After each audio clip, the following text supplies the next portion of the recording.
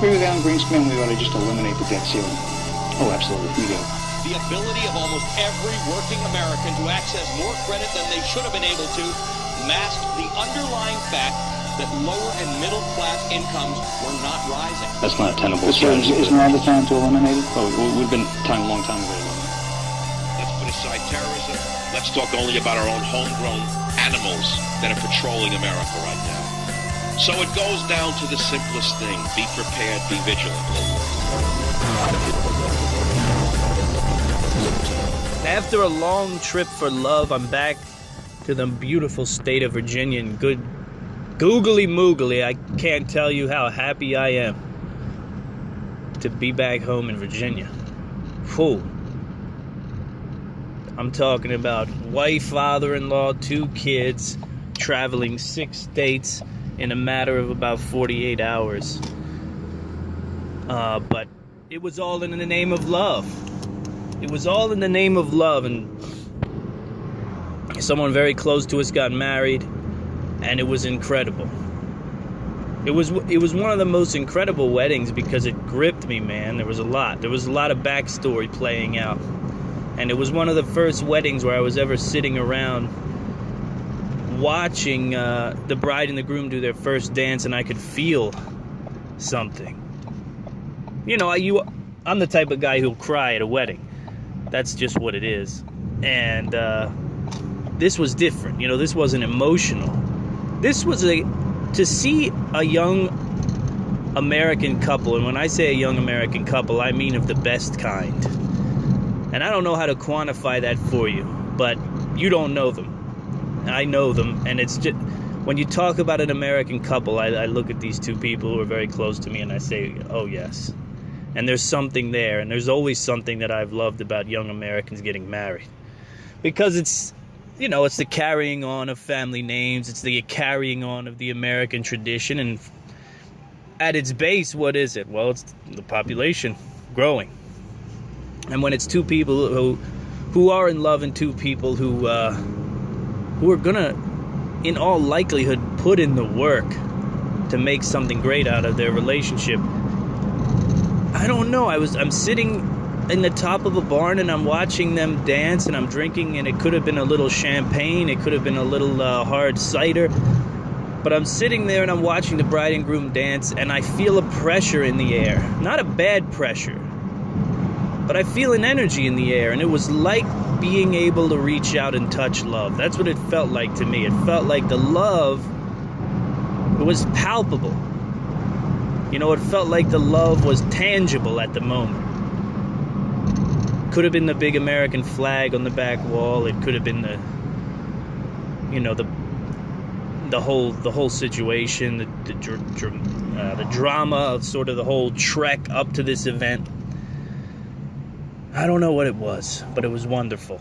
But even more wonderful is the fact that we made it back home, and now here we are, and driving down the familiar streets and roads in Richmond. It's good to be back. That's all I can tell you. It's good to be back. I took a little time to watch the world turn. I'm not going to lie. I didn't turn everything off. This wasn't really necessarily a vacation for me. It was more of a trek to a destination and to an event that we had some responsibility in. So couldn't be all fun and games. We had a good time. But I did watch the world turn a little bit from a distance.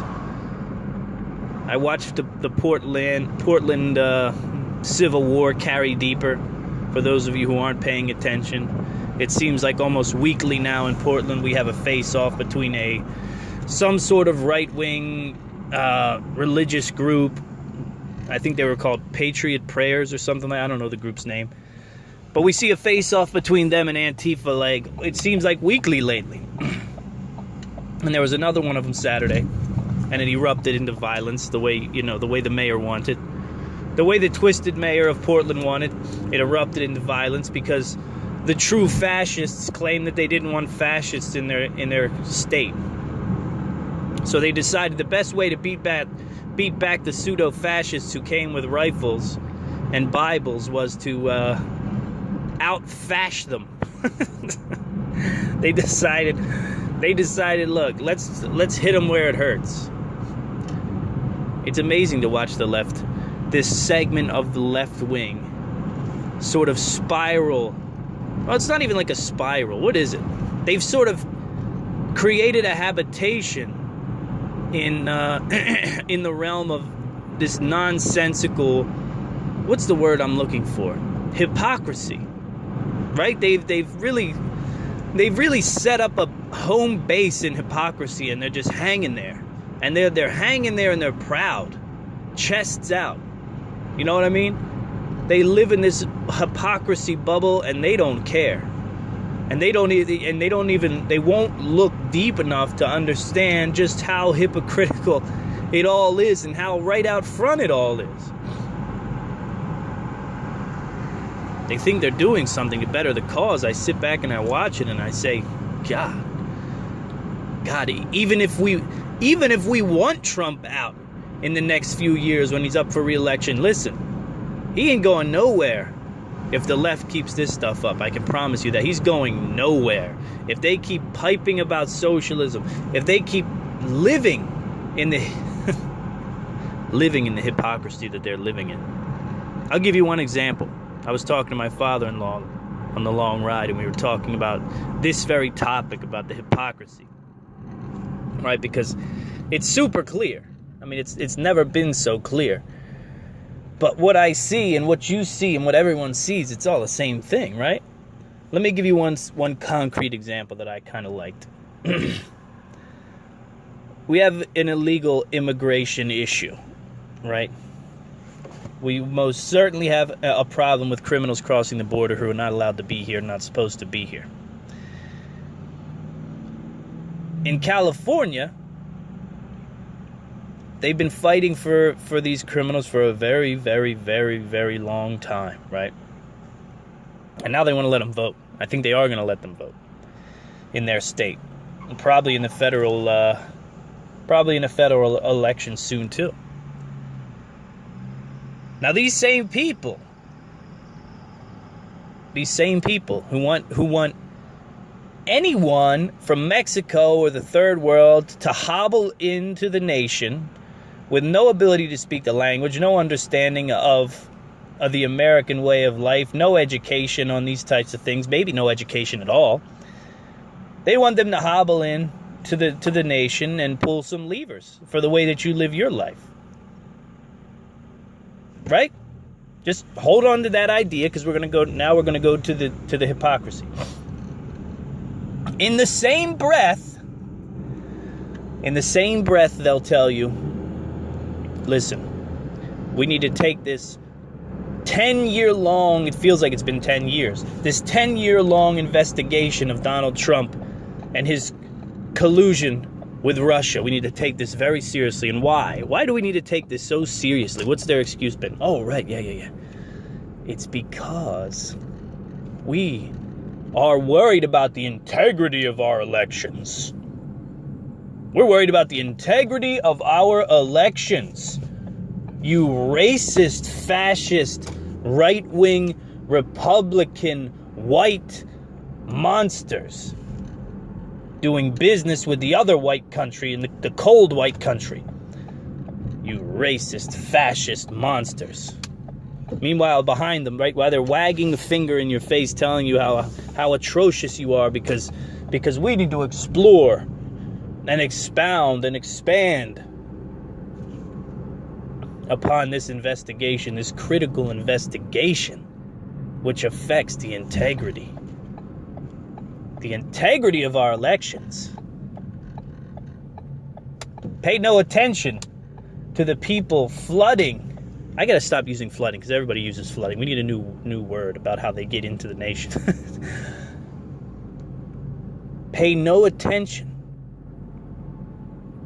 to the illegal immigrants that are just easing their way across the border by the tens of thousands, and the maniacs on the West Coast are ushering them into voting booths. Hey, welcome to the country. How you doing? Take your DMV and your driver's license and step right over here. And all you have to do to make sure you stay in the country, I know it was a long trek, but we can keep you here. All you got to do is pull the lever for D. Okay, you pull the lever for D, you stay here. You want to be real careful, though. You pull the reliever for R, and you get this shit that we're dealing with now with the ICE agents. The, what are they called? The brown shirts, right? They liken the ICE agents now to the Schutzstaffen of Hitler. The people who check to make sure there aren't any nuclear bombs being brought into the nation. They want to get rid of them. They want to get rid of them, and they want to throw them into jail. And that's the hypocrisy of the left.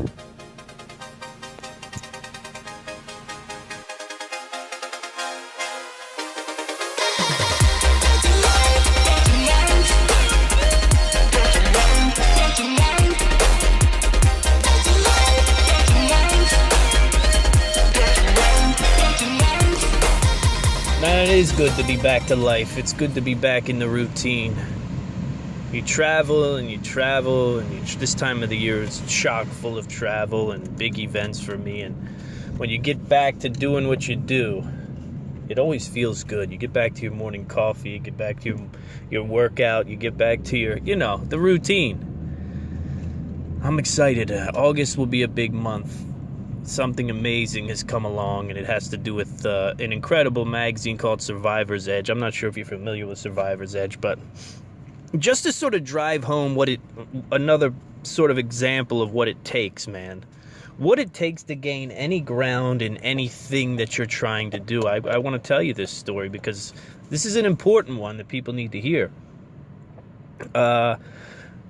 Naturally, when I started freelance writing, I said to myself, well, I can write blogs, but obviously the budget that blogs have is going to be a lot less than magazines. And in writing, if you want to make real money, you've got to get into magazines, right? Because the difference is exponential compared to what you make by writing blogs. I can write 5 blogs for the price of one real solid feature in a magazine, in most magazines. So obviously it's been one of these things, right? And I've targeted several magazines and several publications, which it's been pretty unsuccessful for me getting into these magazines. There's been a couple that I've been in, but they haven't been big money makers. But at the same time, it's good to build a repertoire and you're still paying a bill. That said, man, one of the magazines I've really been pelting and bothering for a long time is Survivor's Edge magazine. I like it. I like the look of it, and I like the content. I dig the magazine, and I read it before I was writing, or before I was professionally writing. And I've been heckling these guys, man. I really have been heckling them for every bit of 2 years. Editor, pitching stories, that type of thing, and getting nowhere fast. But using the sort of iron will to say, you know what, let's do it anyway. Let's just push it, let's do it anyway, and let's keep sending emails. Well, as luck would have it, man. As luck would have it, I guess it was probably Thursday night. Yeah, Thursday night we were en route to Albany, New York. And I get in it. Well, let me backtrack just a little bit. Because before this, I was in a situation where I had got an email maybe a month or two ago, about a month and a half ago. It was right around July 4th from one of the editors over there at Survivor's Edge. And apparently they're looking to really push the pace on their blog. And the blog is great. I mean, the blog is great to begin with. In fact, it's a blog that I go to pretty often, but I'm kind of drawing a blank on it right now. What the name of the thing is. RealWorldSurvivor.com. But RealWorldSurvivor.com it's sort of like, it's the blog that's tied to Survivor's Edge magazine. And it's a great one. It's also tied to a few other magazines, too. They have a lot of great publications, all wrapped into this one sort of deal. So I get an email from the editor, and, I'm like jumping up and down, clapping hands together like a little kid. Because it was for opportunities for work on this blog. And I said to myself, here's an opportunity. Here's the opportunity. One of those big ones you've been working towards for 2 years. Call for a job, calling many writers to sort of apply to this multi-position job. So naturally I send my stuff in. A week goes by, I'm impatient, I send a follow-up. 2 weeks goes by, nothing, I send another follow-up because I'm impatient. Like I said, they know who I am. I'm sure they know who I am over there. You say my name, I'm probably, oh God, this guy again.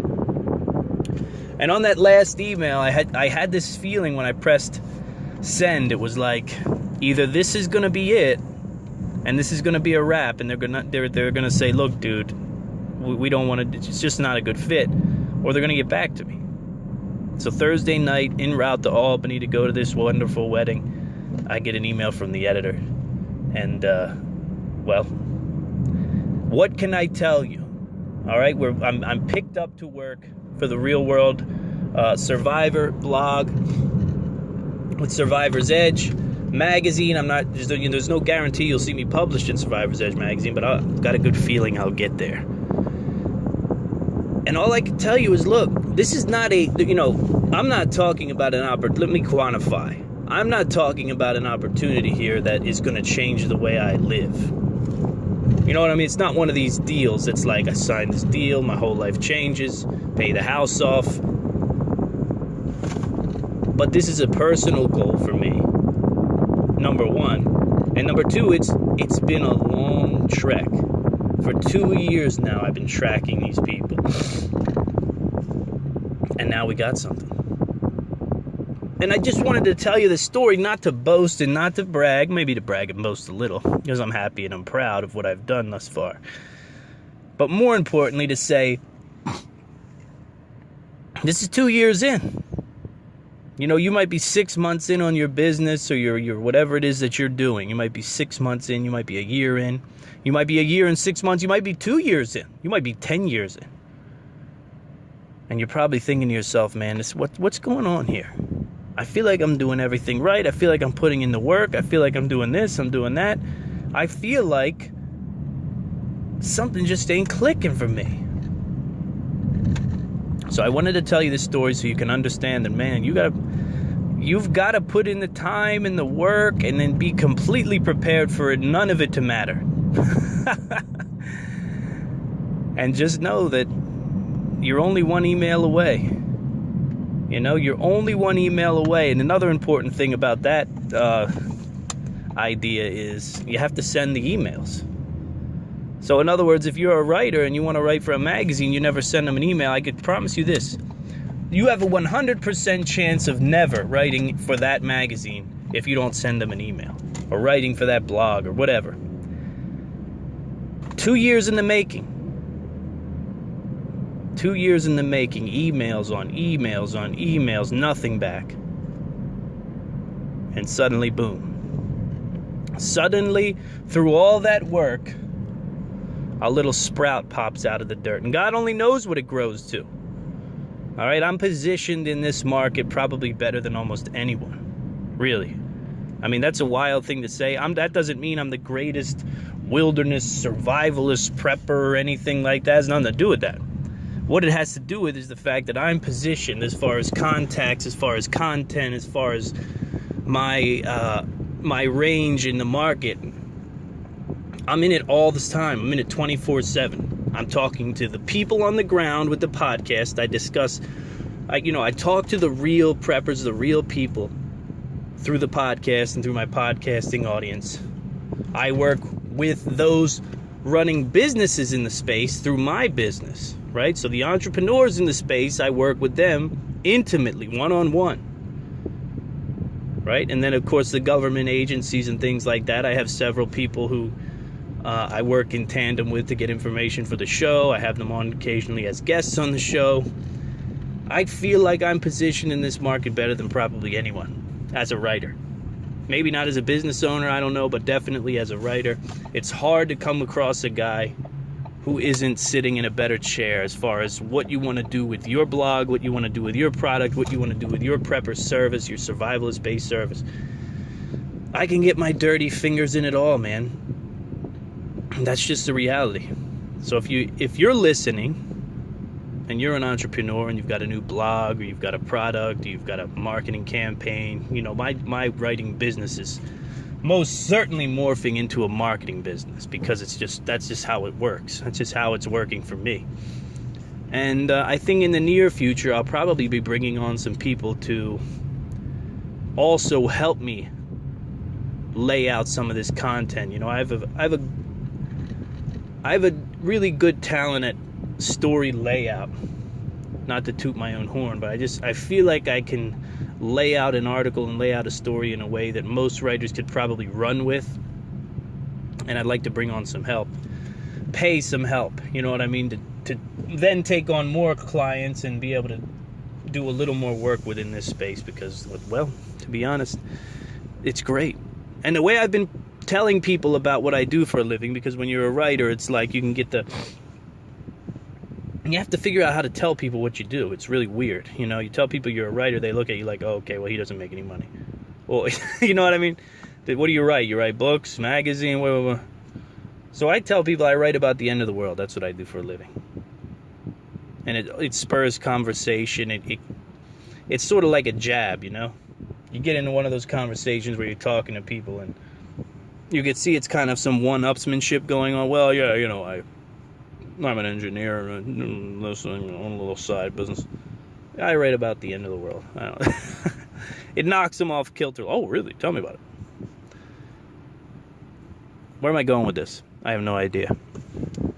Just understand that success can be right around the corner, man, if you just keep your head down and keep doing the work. Like I said, this isn't a make or break deal for me. This isn't changing my business in a big way. It's going to definitely help the bank account out for sure, but it took a lot of work and a lot of effort to get here, and that's why I wanted you to understand what I was getting at, you know, because this is one of those things, dude. You can't just come across these things, you know. You've got to work for them. You wake up and you open your email up and you say to yourself, man, I know that email's coming through today. I know that person is going to email me with that offer today. I can feel it. And you open up the email and nothing's in the email, and you realize it's just another day. You got to go back to your job, and your small business isn't going to make it. Whatever it is, just keep driving. Keep pushing. Keep pushing. Okay, so I'll tell you what I was having fun with beyond the idea of sort of this big goal, this what it can take to really make some headway in a business nowadays in a hyper competitive world that we live in. I was kind of enjoying the hypocrisy of the right wing. I mean, the left wing around. I mean, there's plenty of hypocrisy on the right wing to go around also, but I was kind of enjoying the hypocrisy on the left wing. And while I was in the market, they were bagging up my groceries, and I was thinking to myself a conversation I had with my father a week or two ago. And we were talking about the madness of and right off the bat, I'm going to say this, and certain people are going to say, oh, you don't care about the environment. Just stop right there. If you don't know me, then you don't know me. But you can't say that I don't care about the nature and the environment. I mean, I'm one of the people who's in it all the time. So don't give me that. But I think it's worth talking about what happened with the idea that we need to stop bagging our groceries in these paper bags because we're cutting down all the trees. I was too young to understand what was going on, but my dad was talking to me about this. He was telling me, you know, when you were little, the big push was to plastic bags because the paper bags were using up all the trees, that the pulp that they required was using up all the tree. We're going to cut all the trees down. There's going to be no trees left. So what the eco-friendly types decided was, okay, let's take these, listen, we're going to save the world. You know, I call them well-intentioned idiots because that's usually how it looks to me in hindsight. Of course they were well-intentioned. All right, I look at it that way. So they say, look, we got to get rid of these paper bags. What we need to do, save these trees. You know, they're pumping out oxygen, only makes sense. Okay. So if they can't put their bags or their groceries in a paper bag, what are they going to put it in? Well, we got these plastic bags, so we're going to start using these. You know, they pack down real well. They're pretty easy to handle, thin.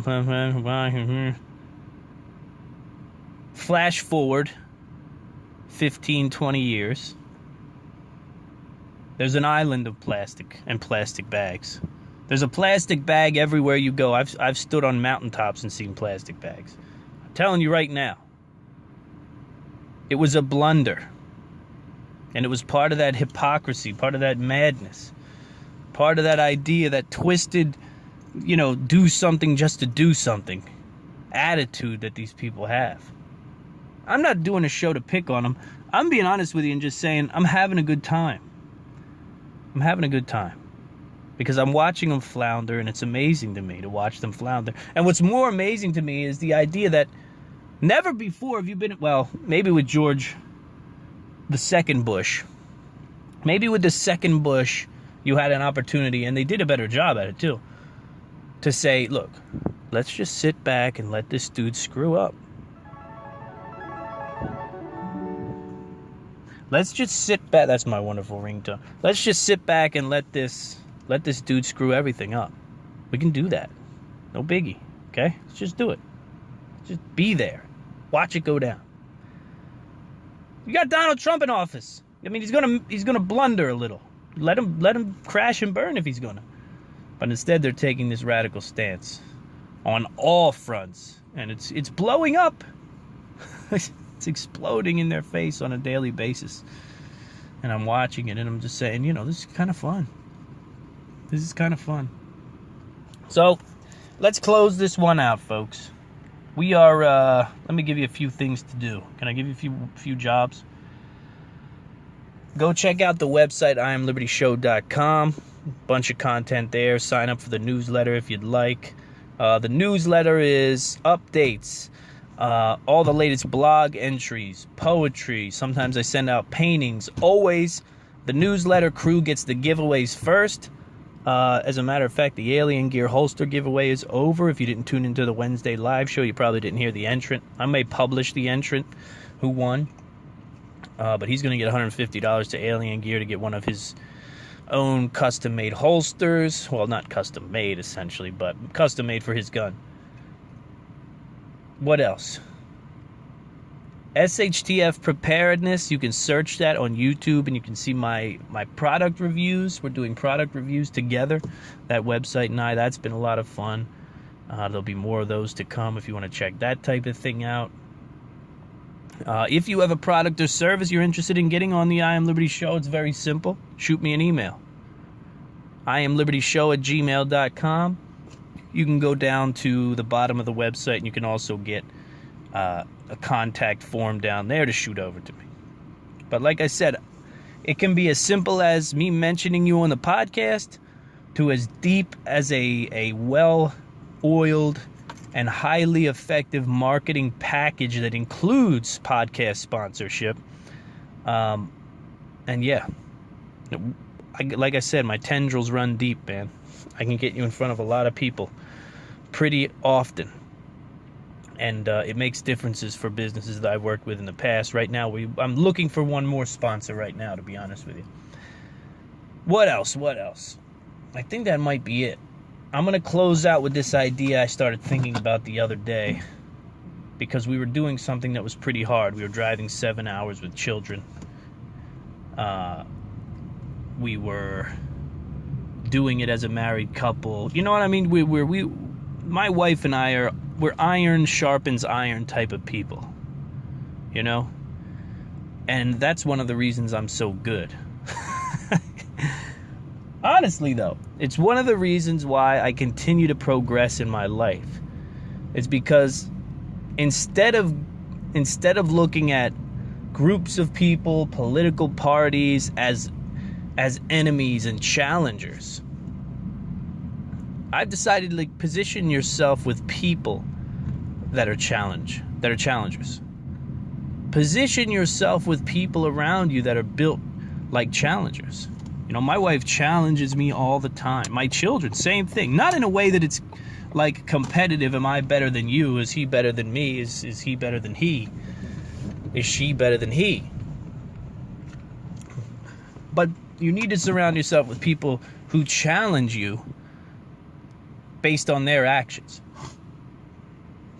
You follow me? So it's not about arm wrestling, but it's about watching from a distance. It's about watching from a distance. It's about creating children who aspire to do things, and then they force you to get involved in those things and to help them along their way and that sort of thing. It's about marrying someone that is going to be a challenge and not a pushover and not a nightmare and not a, but someone who's going to push you to be better. So often, I mean, you see these groups on the right, you see these groups on the left, you see people crying out for an enemy. We want an enemy. We want a clear enemy that we can fight. I don't think we need it. I think we need to reposition our life to where we have a challenge all the time. Right? What's the challenge today? The challenge today is wake up early, get some cardio in. The first challenge is, can you run that block? Right? Can you jump that hurdle? Can you flip that tire? That's your first challenger. Your second challenger is what? Your children.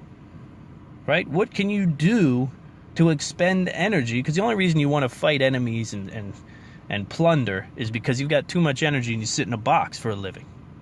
Most of you out there sit in a box for a living and you've got too much energy built up, and you finally get off of work and you're screaming at people on the road. You hate them. You're staring into your phone. You hate those people you see in the phone. You hate the rich. You hate the famous. You hate the whatever. We're trying to make enemies when we're surrounded by challengers. We're surrounded by challenges and challengers, right? To put the phone down, look at your kids, figure out something that you can teach them, and it will be a challenge to you, and it will take energy, and it will take focus, and you'll feel good at the end of it. Same with the wife. Same with the spouse, the husband, whatever. There comes a time when you have to make a decision in your day. Do I spend this time and this energy on my relationship, or do I spend this time and this energy on Rush Limbaugh? You know what I mean? You get what I'm saying? Everybody's looking for an enemy nowadays. And this is coming from a guy who just did, 20 minutes on making fun of the left wing. I was having a good time. It's fine with me. But there's a limit to how much that can fulfill you. Right? You surround yourself with people who are doing good. You surround yourself with people who make you feel inadequate at times. And you understand that it's not about tearing them down. It's about meeting them. It's about running the race for distance. That's how you set your life up. You set your life up like you're running a race for distance instead of speed. Don't arrive there first, but blow by the people who've been exhausted. This is a big lesson. All right, I say it in jest, but I mean it. Because if we keep looking for enemies, we're going to find them. And once we find them, we're going to enter into a seriously unstable situation in the world that we love, in the world that we live in the world that gives us the ability to sit on Twitter and fight with each other all day, could be gone. All right? So surround yourself with challengers and challenges that make you better. That's all I got for you, folks. It's James Walton with the I Am Liberty Show.